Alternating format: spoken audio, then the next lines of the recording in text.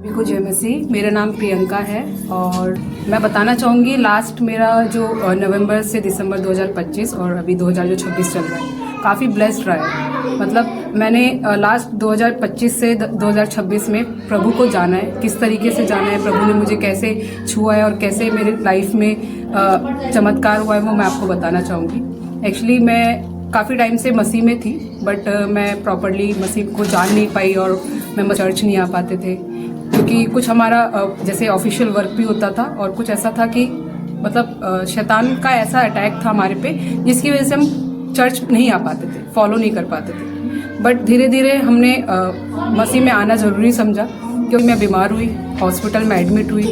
हमने बहुत पैसे लगाए इलाज के लिए, कुछ भी नहीं निकला, सब चीज़ नॉर्मल था। कि लास्ट टाइम जब मैं लास्ट 2025 में नवंबर में पास्टर रमन जी से मिली थी, तो उन्होंने मेरी पूरी फैमिली पे प्रार्थना किया। बट उसमें से सिर्फ मैं ऐसी थी सिंगल पर्सन जिनको उन्होंने ये बताया, उन्होंने मतलब पास्टर रमन जी ने छू के ये बताया कि मुझ में कोई ना कोई किसी न किसी तरीके से हावी कर रहा है, कोई ना कोई हावी हो रखा है। तो उन्होंने मेरे पे प्रार्थना करी। फर्स्ट डे था प्रार्थना का, तो उस टाइम पे मुझे ऐसा फील हुआ कि मुझे प्रभु ने छुआ है। प्रभु ने छूने के बाद भी मुझे कुछ अंदर से ऐसा लगा कि मुझे कुछ रोक रहा है या मुझे कुछ पकड़ रहा है, जकड़ रखा है मुझे किसी ने। मैं काफ़ी टाइम से बीमारियों से ग्रसित थी, कई बीमारियों ने मुझे घेरा हुआ था, कभी पेट की प्रॉब्लम, कभी बॉडी पेन रहना, बहुत सारी चीज़ें थी मेरे अंदर। उसके बाद जब प्रार्थना करी और पास्टर जी ने मिलकर जब मेरे पे प्रार्थना करा, तो मुझे पता लगा कि मेरे अंदर 5 आत्माएं, बुरी आत्माएं थी।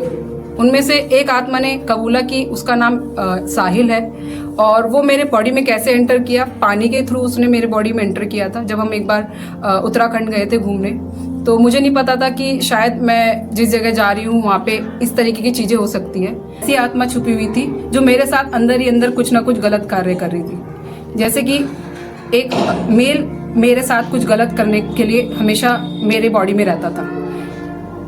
कई बार ऐसा भी हुआ है कि हम लोगों का जो मैरिड रिलेशन है वो भी हमारा टूटने के तादाद पे आया है, लाइक हमारा डिवोर्स तक हमारी बात आई है। तो कई बार ऐसा हुआ है कि मतलब हम लोग साथ रह के भी एक साथ नहीं है। तो वो शैतानी हमला मेरे पे इतना बुरी तरीके से हावी हो रखा था, जिसकी वजह से हम लोग बार बार अलग हो जाते थे, जिन्होंने एक एक करके अपना रूप दिखाया।